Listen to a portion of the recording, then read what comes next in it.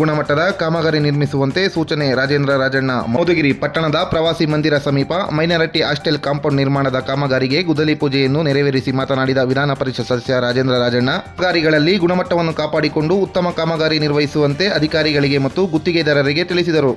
ಸಂದರ್ಭದಲ್ಲಿ ಉಪವಿಭಾಗಾಧಿಕಾರಿ ಗೂಟೂರು ಶಿವಪ್ಪ, ಹಿಂದುಳಿದ ವರ್ಗಗಳ ಕಲ್ಯಾಣ ಇಲಾಖೆ ಅಧಿಕಾರಿ ಮಲ್ಲೇರಂಗಪ್ಪ, ಪುರಸಭೆ ಮಾಜಿ ಅಧ್ಯಕ್ಷ ಮಂಜುನಾಥ್, ನಂಜುಂಡರಾಜು ಹಾಗೂ ಮುಖಂಡರು, ಅಧಿಕಾರಿಗಳು, ಸಾರ್ವಜನಿಕರು ಪಾಲ್ಗೊಂಡಿದ್ದರು.